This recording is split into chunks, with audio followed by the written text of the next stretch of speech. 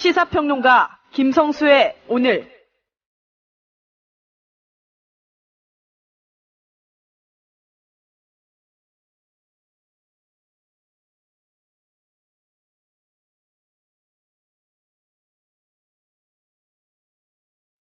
나날이 실록이 우거져가는 4월 6일 김성수의 오늘 인사드립니다.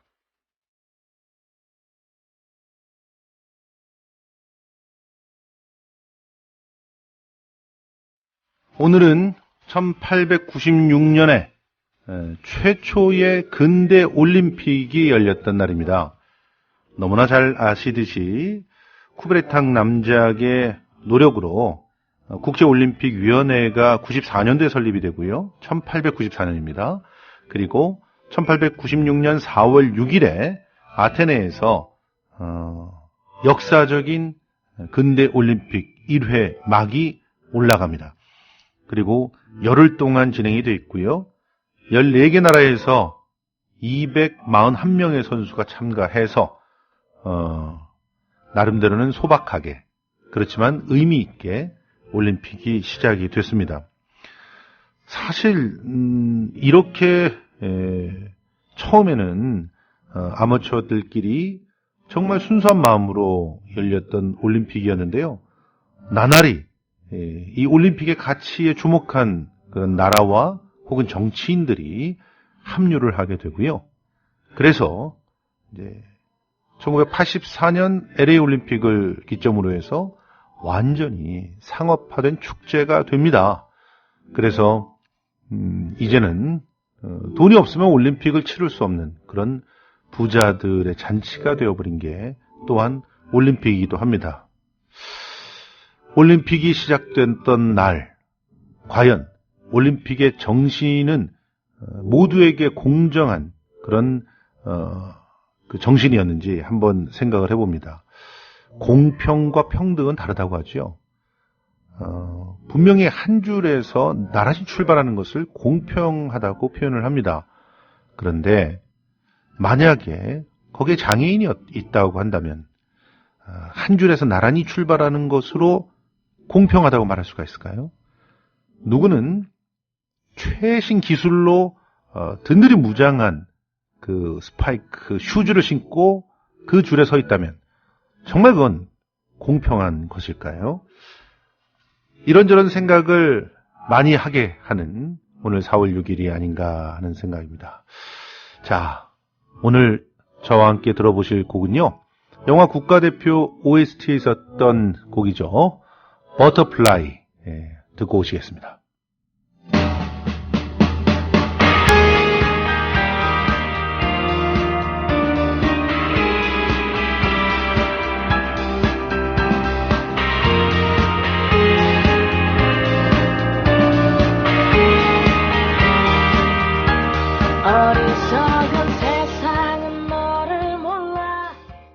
대한민국 투어.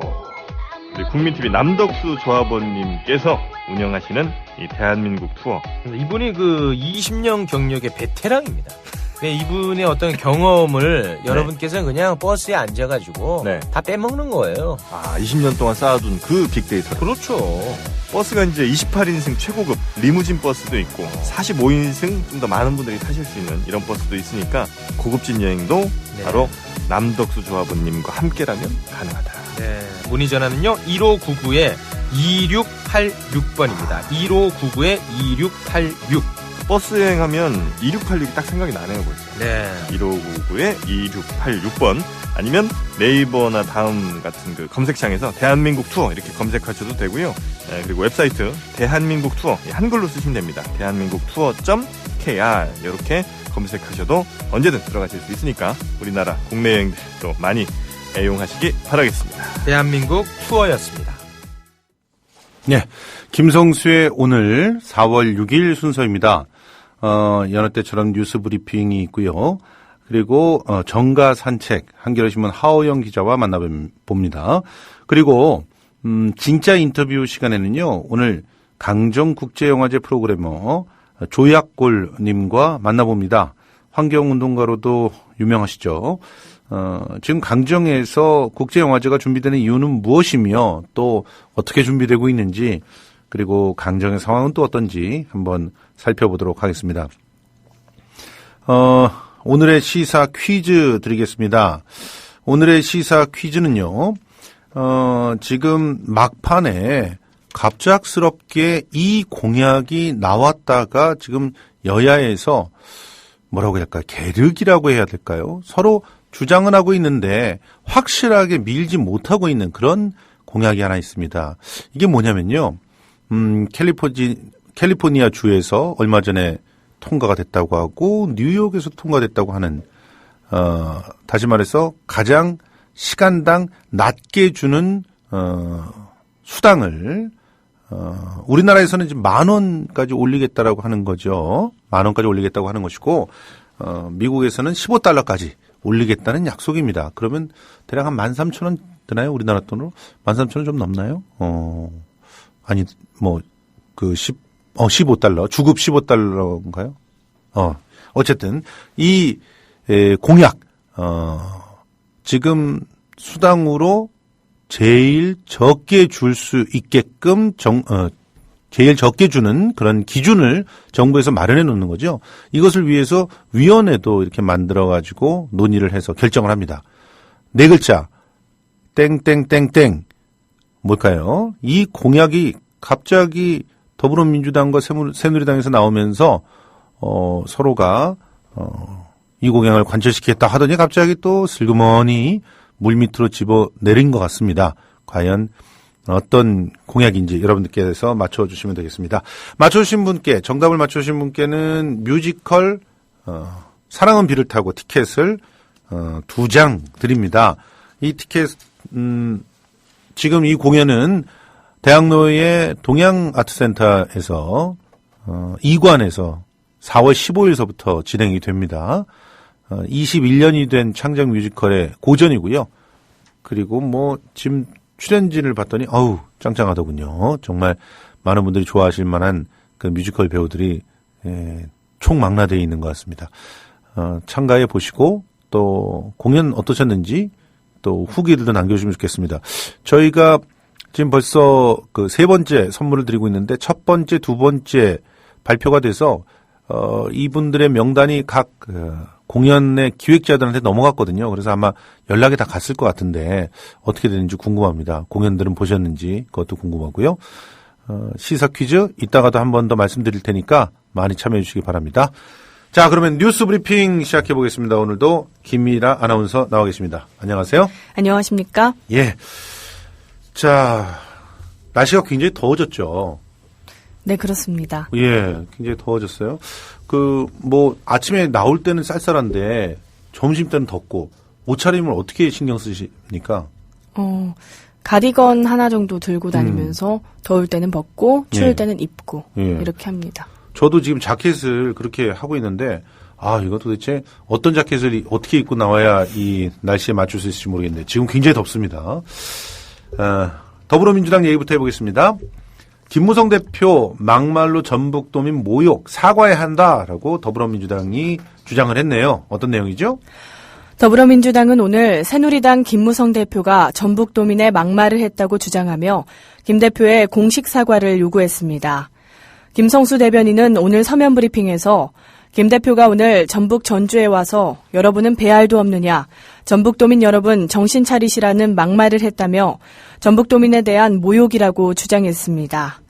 김 대표는 오늘 오전 전북 전주에서 정운천 후보를 위한 지원 유세 중에 전북은 30년 동안 민주당을 지지해왔지만 돌아온 게 뭐가 있느냐며 이래놓고도 이번 총선에서 야당 의원을 만들어주겠습니까? 여러분들 배알도 없습니까? 전북도민 여러분 정신 차리십시오라고 말했습니다. 제가 보기에는 그 말 좀 대구, 부산에 가서 좀 해주십시오. 어떻게 이렇게 막말을 할 수가 있죠? 김 대변인이 가만히 있었나요? 김 대변인은 전북을 얼마나 무시하면 이런 막말을 할 수 있는지 기가 막히다며 집권 여당으로서 새누리당이 전북을 위해 도대체 무슨 일을 했기에 이리도 당당한지 모르겠다고 비판했습니다. 김 대변인은 표를 주면 준 대로 만만하게 여기고 표를 주지 않으면 주지 않은 대로 모욕하는 새누리당의 아나무인에 유권자의 심판이 필요하다며 전북도민은 김무성 대표의 막말을 결코 잊지 않을 것임을 분명히 경고한다고 밝혔습니다. 김무성 대표는 요즘 신이 된 것 같아요. 그렇죠? 유세하러 돌아다니면서 이분은 사무총장 될 뿐입니다. 이분은 원내대표 될 뿐입니다. 자기가 다 만들어주는 모양이죠. 참 김무성 대표가 계속 대권 후보라고 하는 것 자체가 우리들이 좀 정신 차려야 될 일이 아닌가 하는 생각이 좀 듭니다. 자, 김문수 도지사 지금 현재는 대구 어디입니까? 지금 수성갑인가요? 네, 그렇습니다. 수성갑인가요? 대구 수성갑에 나온 김문수 후보가 갑자기 또 새누리당에 오만했다면서 100패를 하고 있네요. 참 이런 거 잘해요, 새누리당. 그렇죠? 네, 그렇습니다. 김문수 새누리당 대구 수성갑 후보가 새누리당에 오만을 사죄한다며 절을 올렸습니다. 김 후보는 오늘 오후 대구 수성구 범어사거리 선거사무소 인근에 멍석을 깔고 100배 올리기에 들어갔습니다. 김 후보는 100배에 앞서 입장 자료를 배포하고 새누리당이 공천에서 보여드린 모습이 너무나 오만했다며 당의 중진 정치인으로서 먼저 종아리를 걷겠다고 밝혔습니다. 김 후보는 그러면서 일하는 국회, 국민 무서운 줄 아는 정치를 만들겠다고 다짐했습니다. 대구에 내려가서 제가 회초리 한번 잡아도 되나요? 네, 그러시죠. 예. 참. 이분은요, 저한테는 회초리를 맞아도 됩니다. 왜냐면은 제가 젊었을 때 민중당 지지하는 대학생이었거든요. 속았잖아요. 회초리를 맞아야 쌀 분이 그냥 사과만 제대로 안 하고. 이분 지금 그 더불어민주당 김부겸 후보에게 지고 있으니까 이러고 있는 거죠? 네, 그렇습니다. 김 후보는 더불어민주당 김부겸 후보에게 여론조사 지지율에서 뒤지고 있는 상황입니다. 한편 새누리당 대구 지역 후보들도 오늘 오후 3시부터 두류공원에서 대국민 사죄를 진행할 예정입니다. 예, 넘어가겠습니다. 김종인 대표가 새누리 과반되면 경제도 죽고 국민도 죽는다. 오랜만에 아주 시원한 얘기를 하셨네요. 김종인 더불어민주당 비상대책위 대표가 오늘 새누리당의 과반 의석을 저지해야 한다며 새누리당이 과반 의석을 가지면 경제도 죽고 국민도 죽는다고 지지를 당부했습니다. 김 대표는 오늘 오후 서울 세종문화회관 세종홀에서 열린 방송기자클럽 초청 토론회에서 국민은 경제를 살리겠다는 새누리당의 약속을 믿고 지난 2번의 대선에서 정권을 맡겼고 지난 2번의 총선에서 과반 의석을 만들어줬다며 그러나 경제는 더 나빠졌다. 새누리당은 경제 실패에 대해서는 아무런 반성도 하지 않고 또 표를 달라 과반 의석을 달라고 하고 있다고 비판했습니다. 아울러 이명박 정부 5년, 박근혜 정부 3년, 새누리당 정권 8년의 경제는 완전히 실패했다면서 각종 경제 지표들이 매일매일 최악을 갱신하고 있다. 지표보다 더 처참한 것은 국민의 삶이라고 꼬집었습니다. 김 대표는 20, 30대 청년들은 온종일 이리 뛰고 저리 뛴다. 하지만 그들을 받아주는 일자리는 없다며 미래를 포기하는 청년들이 점점 더 늘어나고 있다고 청년 일자리 문제를 부각했습니다. 장년층에 대해서도 40, 50대 가장들은 새벽부터 밤늦도록 열심히 일한다. 그러나 쌓이는 것은 통장의 잔고가 아니라 빚이라며 모두가 노후 준비는 꿈도 꾸지 못한 채 살아간다고 말했습니다. 이어 60대 이상의 노인 세대에 대해서도 우리나라 경제 성장의 자랑스러운 주역들이라면서 그러나 지금 세계에서 가장 가난한 삶을 살고 계신다고 지적했습니다. 그는 지금 우리에게 경제보다 더 중요한 문제는 없다. 이번 20대 총선은 경제 선거라고 거듭 강조하면서 새누리당 정권 8년의 경제 실패를 심판하는 선거다. 더민주에게 힘을 모아달라고 호소했습니다. 예. 이분도 전북에 가지고 또 그 삼성을 전북에 유치하겠다 이런 얘기를 하셨던 것 같은데 삼성은 그거 검토해본 바 없다 이렇게 얘기했다 그러더라고요. 이따 정가 산책 시간에 내서 한번 알아보도록 하겠습니다. 더불어민주당 부산시당에서 조국 문성근 씨 사진을 무단 사용한 후보를 고발했다고 하네요. 네, 그렇습니다. 더불어민주당 부산시당은 오늘 조국 서울대 교수와 문성근 씨의 사진을 허락 없이 선거 공보물에 사용했다며 국민의당 부산 북강서울 정규룡 후보를 검찰에 고발한다고 밝혔습니다. 정 후보는 선거 공보물에 정규룡을 응원하는 사람들이라는 문구 아래 조 교수와 문 씨와 함께 찍은 사진을 게재했습니다. 조 교수는 페이스북을 통해 이분을 기억도 못하고 연락처도 없다면서 함께 사진을 찍으면 자신을 지지한다는 묵시적인 동의라는 궤변에 귀가 막힌다고 주장했습니다. 그는 총선 이전에 사과도 시정 조치도 할 생각이 없는 모양인데 이런 행태를 반드시 징치할 것이라고 강조했습니다. 더민주는 정 후보를 허위사실 유포와 선거법 위반으로 검찰에 고발하는 한편 국민의당에도 정치적 도의적 책임을 묻기로 했다고 덧붙였습니다.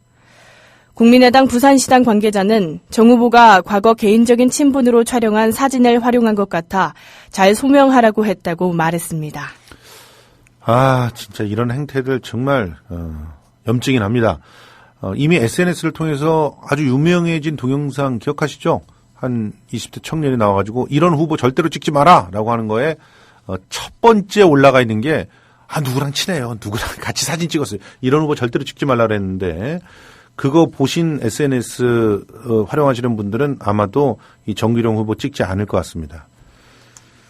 자, 총선이 이제 7일 남았는데 여론조사가 아주 널뛰기를 하고 있죠. 네, 그렇습니다. 4.13 총선 여론조사 공표 마지막 날인 오늘 언론사마다 그 결과를 쏟아내고 있지만 비슷한 시기 같은 지역에 대한 조사에서 후보 순위는 물론 격차마저도 널뛰기 양상을 보이고 있습니다. 널뛰기 여론조사의 대표 지역구는 전북 전주 병입니다. 어제 발표된 MBC 여론조사에서 이 지역 선두는 김성주 더불어민주당 후보로 41.8% 지지율을 얻어 33.2%에 그친 정동영 국민의당 후보를 눌렀지만 같은 날 CBS 국민일보 여론조사는 정 후보가 46.1%로 김 후보의 36%를 오차 범위 밖에서 따돌리는 것으로 나타났습니다. 황춘자 새누리당 후보와 진영 더민주 후보가 맞붙은 서울 용산에서도 비슷한 현상이 벌어지고 있습니다. MBC가 어제 발표한 조사에서는 황 후보가 36.2% 지지율로 32.5%에 그친 진 후보를 앞섰지만 YTN이 오늘 공개한 조사에선 황 후보 32.2%, 진 후보 37.1%로 정반대 결과가 나왔습니다. 이 밖에 공식 선거운동 초반까지 날짜를 넓혀보면 제각각 여론조사 사례는 셀 수 없을 정도입니다. 전문가들은 이번 선거처럼 여론조사가 오락가락한 적이 없었다는데 입을 모았습니다. 자동응답 방식보다 면접 방식, 유선전화보다 무선전화 방식을 더 확대할 필요가 있다고 지적합니다. 홍영식 한길 리서치 소장은 ARS 방식은 부동층이 아닌 정치 관심층 위주로 응답을 유도할 수 있다며 노령층 응답률이 높은 유선전화보다 무선전화나 스마트폰 앱으로 폭넓은 샘플을 추출할 필요가 있다고 말했습니다. 예. 여론조사는 추이만 보셔야 된다는 거 명심하시기 바랍니다. 자, 제주도 얘기 잠깐 해볼게요. 원희룡 지사와 해군 구상권 청구 입장 밝히라고 제주의 시민단체들 강력하게 주장을 했네요. 도대체 원희룡 지사하고 총선 후보들의 공식 입장 어떤 겁니까? 강정마을회와 천주교 제주교구 평화의 섬 특별위원회, 제주군사기지저지 범도민대책위원회 등 제주해군기지 반대단체들은 오늘 오후 제주도의회 도민회방에서 기자회견을 열고 강정마을 주민 등을 상대로 제기한 해군의 구상권 청구에 대한 원희룡 제주도지사와 총선 후보의 공식 입장 표명을 요구했습니다. 이들은 도민인 강정주민들을 10분 만나는 것조차도 거부하는 모습에서 누구를 위한 도지사인지 의문이라고 비판했습니다. 이들은 제주도의회는 그 입장을 명확히 도민들께 밝혔다며 원희룡 제주도지사도 명확한 입장을 오는 8일까지 분명하게 표명해달라고 촉구했습니다. 또 이들은 제주 지역 총선에 출마한 후보들과 각 정당에도 입장 표명을 요구한다며 이미 일부 정당과 후보들은 이번 구상권 청구에 대한 반대 입장을 밝혔지만 새누리당, 더불어민주당 등 정당과 일부 후보들은 명확한 입장을 밝히지 않고 있다고 주장했습니다. 이들은 후보들도 오는 8일까지 이에 대한 입장을 명백하게 밝혀달라며 구상권 청구를 용인하거나 응답이 없다면 모든 역량을 동원해 낙선운동을 전개하겠다고 밝혔습니다. 지난 3월 28일 해군은 제주해군기지 공사를 지연시켰다는 이유로 강동균 전 강정마을 회장 등 개인 116명과 강정마을회, 평화와 통일을 여는 사람들 등 5개 단체를 포함해 121명을 상대로 34억여 원의 상당의 구상권 행사에 나섰습니다. 이에 지난 4일 제주도의회는 보도자료를 통해 해군의 구상권 청구 철회를 요구했습니다. 예. 이재정 교육감 얘기 좀 해보겠습니다. 세월호 계기 교육을 이재정 교육감이 손을 좀 들어준 것 같아요. 학교와 교사의 교권이다 이렇게 얘기를 했네요. 네, 그렇습니다. 교육부가 전국 교직원 노동조합의 세월호 참사 2주년 계기교육 자료 사용을 금지한 것과 관련해 이재정 경기도 교육감은 계기교육은 학교와 교사의 교권이라며 종전의 학교 자율 방침을 고수했습니다. 이 교육감은 오늘 경기도교육청 남부청사에 가진 기자 간담회에서 교재를 어떻게 쓰고 어떻게 편성할 것인가는 교장과 교사에게 주어진 권한이라며 교육부가 민감하게 지시를 내린 것 자체가 잘못이라고 비판했습니다. 그는 정교조 4.16 교과서를 사용할 경우 제재 여부에 대해서는 계기교육은 한 가지가 아닌 여러 교재를 적절히 편성해 사용하기에 참고서 사용 자체가 문제될 게 없다며 교육 내용이 어떻게 되는지 수업 내용을 보고 판단하겠다고 말했습니다. 이 교육감은 고등학교 무상교육도 주장했습니다. 그는 매년 등록금을 안 내는 학생이 많은데 강제 징수할 방법이 없다. 등록금 자체도 14년째 동결 상태다. 이제 고등학교 교육도 무상으로 가야 한다고 밝혔습니다. 고교 무상교육은 박근혜 대통령의 공약이지만 아직 실현되지 않고 있습니다.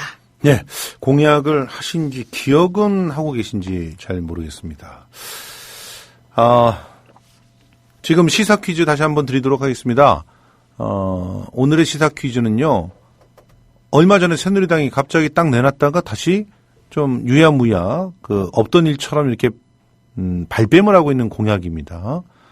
최소한 10,000원까지, 2020년까지 좀 단계적으로 해보겠다라고 하는, 어떻게 보면은 모든 임금의 기준이 되고 있는 그런 임금이기도 하지요. 시간당 가장 적게 주려면 얼마까지 줘야 되는지 이것을 결정하기 위해서 위원회도 만들어져 있습니다. 그런데 그 위원회에서 항상 제대로 합의를 하는 것을 본 적이 없어요. 결렬되고 누군 나가고 그러고 난 다음에 나머지 사람들끼리 만들고 그랬는데, 자, 4글자 땡땡땡땡 2개만 더 까드릴게요. 땡땡 임금. 과연 정답은 뭘까요? 맞추시면은 사랑은 비를 타고 뮤지컬 티켓이 2장 댁으로 갑니다. 오늘 뉴스 브리핑은 여기까지 하겠습니다. 김일아 아나운서 고생하셨어요. 고맙습니다. 지금까지 뉴스 브리핑의 김일아 아나운서였습니다. 월간 다운로드 수 1,000만, 팟캐스트계의 에이스, 국민 라디오가 광고주를 찾습니다. 직접 찾아서 선택해 듣는 방송, 청취 몰입도가 높은 방송, 지상파 케이블 광고와 차원이 다릅니다. 부담 없는 가격, 소비자의 열띤 반응, 전혀 다른 광고의 블루오션을 경험해 보십시오. 국민라디오 @gmail.com으로 문의해 주시면 상세히 안내해 드리겠습니다.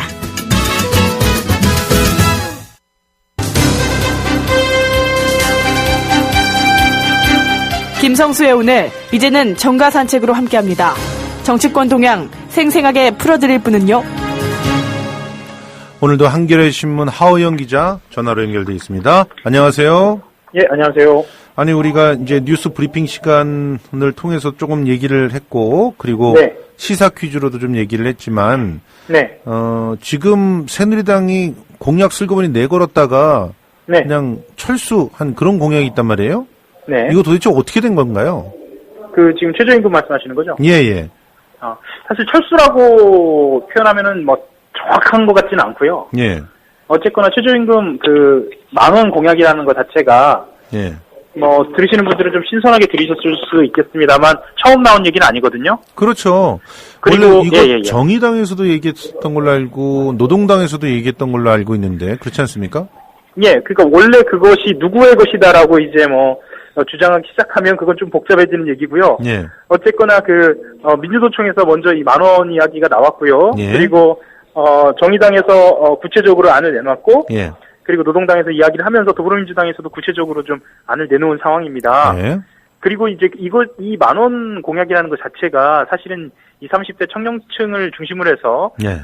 파급력이 있다라고 판단을 해서 새누리당도 그러면 우리도 2020년까지 구체적으로 10,000원은 아니지만 세제 혜택을 통해서 그것에 상응하는 혜택을 주겠다. 이게 라고 해서 근데 예. 듣고 보면 반값 예. 등록금 우리 이미 했다라고 하는 것과 좀 비슷한 것 같아요. 그렇습니다. 그렇죠. 뭔가 예, 예. 좀 대출도 끼고 뭐도 좀 조정하고 뭐 이래가지고 장학금도 좀 결과적으로, 집어넣고 그렇죠. 결과적으로 해서 우리 반값 했네라고 얘기하는 것처럼 예, 예. 이것도 뭐 세제로 혜택 좀 주고 뭐 해가지고 결과적으로는 시간당 10,000원 했네 이렇게 만들고 있다는 얘기 아닙니까?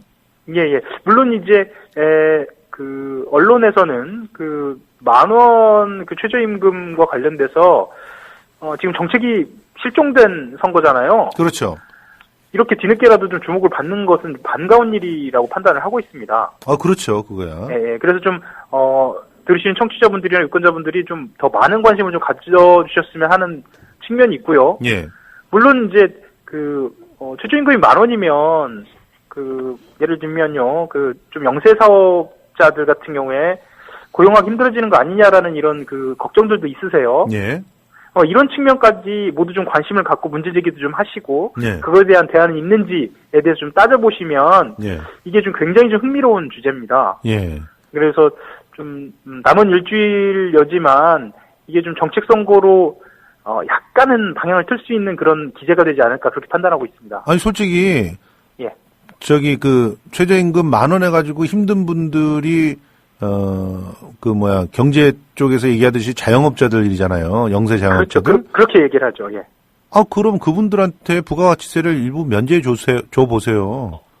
그러면은 그러니까 새누리당의 세제 혜택은 그렇게 적용되는 게 맞죠. 예, 당연하잖아요. 예. 그분들에게 부가가치세를 예. 면제하는 거예요. 예. 그러면은 그 재원을 통해 가지고 10,000원을 하게끔 유도를 한다거나 이런 식으로 뭔가 세제를 갖다 잘 운용해서 10,000원이 될 수 예. 있게끔 해주면 되는 거 아닙니까? 예, 그렇게 하기도 하고요. 또 어떤 것도 좀 있냐면 이 전체 정부를 포함해서 공기업부터 이것을 시행을 해버리면 예.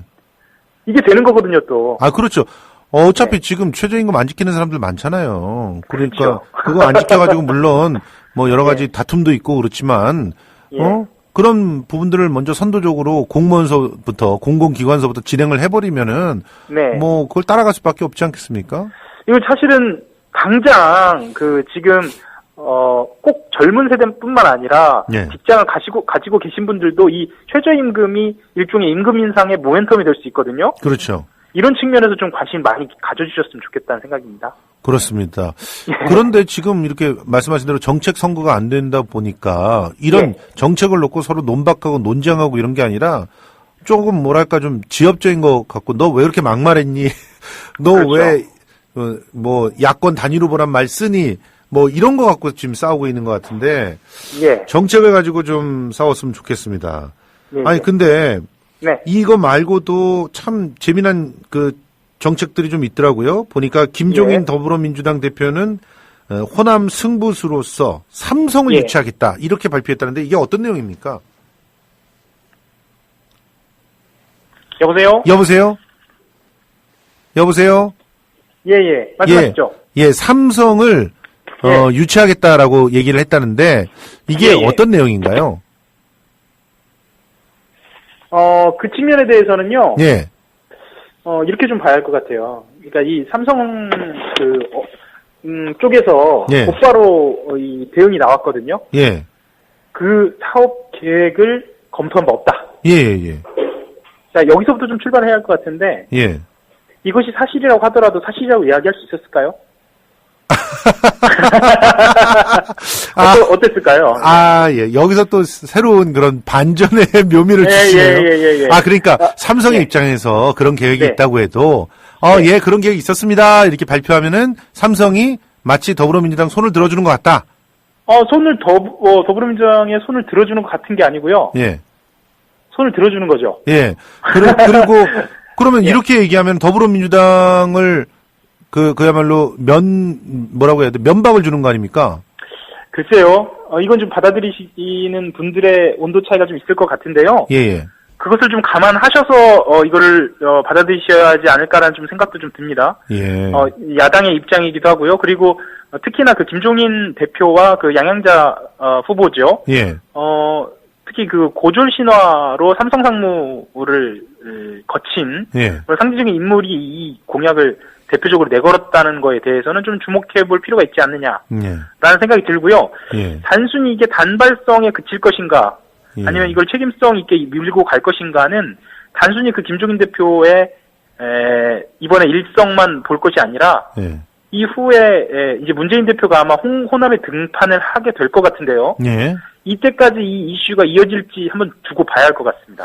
그런데 이게 이제 삼성의 그 미래 자동차, 그러니까 스마트카라고 우리가 보통 얘기하죠. 이 미래 자동차를 광주에 유치한다는 거란 말이에요. 그래서 5년간 2만 개의 일자리를 창출한다는 건데, 아니 광주는 사실 그래도 전라도 내에서 상대적으로 좀 혜택을 받은 그런 공간이라고 본다면 오히려 전북에 낙후돼 있는 그런 뭐 곳들이라든가 뭐 새만금 지금 뭐 개발 지지부진하잖아요. 그런 곳이라든가 이런 곳에 유치하는 것이 전체 전라도의 균형 발전을 위해서 더 좋은 건 아닐까요? 근데 삼성을 광주에 딱 이렇게 찍어서 얘기를 하니까 이 마치 뭐 미리 삼성이 준비했던 계획이 아니라면 그게 아니라면 진짜 굉장히 좀 뭐 뜬금없는 그런 얘기가 될 수가 있지 않겠습니까? 그럴 수 있죠. 이거는 아까 나눈 10,000원 최저임금 공약하고는 또 반대의 상황인데요. 이게 이제 방금 말씀하셨던 것처럼 지역적 고려나 아니면 전략적 배치가 어땠는가는 사실은 그다지 면밀하지 않았다라고 좀 보여져요. 그러니까 일단 한번 해본 거다. 양양제 상무도 있고 그러니까 한번 해본 거다. 일단 한번 해보고 그렇게까지 말씀드리기 좀 조심스럽고요. 그렇죠. 근데 어쨌거나 그 광주가 가지고 있는 지역 공업 단지의 기반도 고려가 됐을 것 같고요. 그리고 양양제 상무라는 어떤 인물 상징성도 좀 고려가 됐을 것 같습니다. 그리고 지금 광주 전남에서 워낙 어렵잖아요. 그렇죠. 그런 점도 좀 고려가 돼 있을 것 같고요. 뭐 당장 안철수 대표는 뭐 광주 삼성 공장 공약이 5공식 발상이다 이렇게 얘기하셨다는데 뭐 1,000억짜리 매출 내는 스타트업을 1,000개를 만들겠다고 하는 것도 사실은 뭐 5공식이긴 합니다. 뭐 서로가 비슷한 그런 공약들을 주고받는 것 같아요. 좀 봐야죠. 그렇습니다. 서로 지금 막바지에 오면서 조금 현실적이게 좀 느껴지지 않는, 다시 말해서 공약 가계부가 없는 그런 공약들이 막 쏟아지는 것 같아요. 그렇죠. 이것도 좀 제대로 좀 지켜봐야 할 것 같습니다. 그렇습니다. 그런데 지금 7일밖에 이제 안 남았단 말이에요. 각국에서 각 지역에서 아주 혼전 양상을 보이고 있는데 유독 이제 전북에 이렇게 신경을 쓰네요. 지금 새누리당도 6일 전북을 방문을 했고 오늘이죠. 그리고 또 더불어민주당의 김홍걸 국민통합위원장 방문했는데 어제 김종인 대표가 방문하고 오늘 김홍걸 국민통합위원장이 방문하고 이렇게 새누리당과 더불어민주당이 전북에 공을 들이는 이유는 뭘까요? 입장은 조금 달라요, 두 당이요. 일단 새누리당에 대해서 좀 설명을 드리면은요. 지난 선거 순천에서 새누리당은 이정현 의원을 말하자면 배출을 했죠. 그것처럼 과거 전북에서도 군산 지역에서 강현욱 전 의원이라고 있죠. 총선에 당선된 바가 있습니다. 민주당이었고요. 그렇다고 본다면 지금 정운천 후보가 전주 을에서 도전하고 있거든요. 19대 총선에서 35%를 기록한 바 있고요. 뭐 엄밀히 따져서 지금 당선권이냐라고 봤을 때는 말씀드리기 좀 어렵지만 어쨌거나 전북에 균열을 낼 수 있다라고 판단하는 것 같아요. 그래서 말하자면 김무성 대표는 오늘도 말실수 비슷한 대할도 없느냐 뭐 이런 이야기를 해서 더불어민주당에서 아주 강한 반발을 사기도 했고요. 그리고 다른 당을 좀 보면은요. 더불어민주당 같은 경우에는 국민의당하고 좀 연관이 돼 있다고 볼 수밖에 없겠는데요. 광주 전남에서 고전을 면치 못하고 있는 상황에서 전북까지 밀리면 특히 정동영 전 의원을 중심으로 한 국민의당 체에 밀리면 사실상 호남 참패로 이어질 수밖에 없다. 그렇죠. 그래서 여기서 지금 광주 전남에서의 국민의당의 상승세를 전북 지역에서 막지 않으면 어렵다라는 판단에서 김홍걸 박사나 김종인 대표가 연이어 지금 방문을 하고 있는 것 같습니다. 애초에 공천을 조금만 더 신경을 썼었으면 어땠을까 하는 생각이 듭니다. 그랬으면 이렇게 막바지에 전북을 막 찾고 광주에 가야 되느냐 말아야 되느냐 이런 논란들이 벌어지지 않았을 것 같은데 아무튼 전북을 찾는 어떤 입장에서 서로가 차이가 있는 것 같은데 마지막으로 예, 지금 보면은 대구하고 예, 부산에서 그 새누리당이 안심할 수 없는 사태가 계속 유지되고 있잖아요. 이게 네, 그렇습니다. 뭐 어떻게 바뀐다든가 뭐 혹은 뭐 이전엔 졌다가 격차가 뒤집어졌다든가 이런 식으로 나오지 않고 꾸준히 예를 들어 예. 대구의 홍일학 후보 같은 경우는 격차가 더 벌어졌더라고요. 뭐 추세적으로 예, 예. 보면 예. 왜 대구나 부산에 더 신경을 쓰지 않고 이렇게 전북 같은 데서 싸움을 붙이려고 하는 걸까요? 글쎄요, 뭐 이건 좀 전략적인 측면인데 일단 일주일이 남았지 않습니까? 예. 일주일이 남은 측면이 있고 이번 주말까지 지켜본 다음에 판단을 좀 해야 할 것 같은데요. 예. 시간이 흐르면서 이제 대구, 부산은 관리에 들어가지 않을까 이렇게 좀 판단을 하고 있습니다. 이건 뭐 총력전으로 들어가기 시작하면 이번 주말부터 시작해서 다음 선거일까지 아마 TK하고 PK를 동시에 챙기면서 수도권에 집중하기 위한 포석을 전북을 중심으로 한 호남에서 깔았다 이렇게 봐도 무방하지 않나 이렇게 싶습니다. 그러니까 지금 보면은 막 갑자기 최경환 전 총리 같은 경우는 예. 전 부총리 같은 경우는 뭐 갑자기 박근혜 마케팅을 다시 시작한단 말이에요. 그렇죠. 뭐 중앙일보에서는 박근혜 마케팅이 12년 만에 없어진 선거였다 이렇게 평가를 하고 있는지 몰라도 지금 밑바닥에서 그런 장사를 하고 있는 것은 수도권에서 더 깨지든 말든 대구 그렇죠. 대구 경북과 PK 그 부산 경남을 잡아야 되겠다는 그런 어떤 조급함일 텐데 근데 엉뚱하게 전북에 가서 이런 얘기를 하고 있단 말이죠. 그러니까 뭐 사실은 최경환 부총리와 김무성 대표와의 생각이 조금 다를 수도 있고요. 예. 특히나 이제 최경환 전 부총리 같은 경우에는 본인이 이번 선거 이후에 당권을 장악해야 하는 상황이기 때문에 오히려 그 진박을 챙겨야 하는 상황이죠. 그런 거에 비하면 김무성 대표 조금 자유로운 상황이고요. 예. 그래서 김무성 대표는 뭐 상대적으로 호남과 수도권에 집중할 가능성이 매우 높고요. 예. 최경환 부총리는 전 부총리는 TK와 PK에 집중할 가능성이 매우 높죠. 그렇게 자연스럽게 역할 분담이 나뉘어질 것으로도 보이고요. 그런데 그리고, 예. 가셔가지고 이런 식으로 말하면은 오히려 역풍 불지 않을까요? 뭐 그렇다고 볼 수도 있고요. 지지층한테는 어쨌거나 그 결집 효과는 분명히 있을 것으로 보이고요. 실제로 예. 광주 전남 전북에서 새누리당을 지지하는 분들이 있잖아요. 네. 이분들이 되게 한 8% 정도 되시는 것 같은데 그렇죠. 지금 가면 갈수록 그 퍼센테이지가 빠지고 있어요. 그리고 그렇다고 그 봐야죠. 퍼센테이지가 국민의당으로 가고 있더라고요. 예. 추세적으로. 그런데 지금 이렇게 뭐 배알이 없느냐 뭐 이런 식의 얘기들을 하면 제 생각에는 부정적인 효과가 더 많을 것 같은데 어떤 의도가 있어서 이렇게 하는 게 아닐까 하는 생각이 들어서 그렇거든요. 김무성 대표가 하는 발언이나 아니면 행동에 예. 사실은 우발적이라고 해석하는 분들이 많은데요. 예. 말씀하셨던 것처럼 전략 사이드에서 충분히 고려한 발언과 행동이라고 봐야겠죠. 그러면 전략적으로 전북을 이렇게 자극해서 역풍이 불어도 좋다라고 생각을 했던 거 아닌가. 그렇죠. 오히려 그렇게 얘기하면서 대구와 경북을 집토끼를 결집시키게. 물론이죠. 이쪽은 이렇게 결집돼 있는데 당신네들은 지금 뭐 하느냐 이런 그 어떤 대비를 하기 위해서 일부러 전략적으로 이런 말을 한 게 아니냐 하는 전문가들도 있거든요. 그러니까 말씀을 조금 보태자면 지금까지 지역주의와 관련된 본격적인 발언들이 나오지 않았는데 김무성 대표의 이 발언은 어찌 보면 지역주의를 아주 교묘하게 파고드는 그렇죠. 예, 그래서 이런 발언으로 볼 수 있죠. 이렇게 예. 간다면 이제 선거가 갈 때까지 갔다고 봐야죠. 예. 예.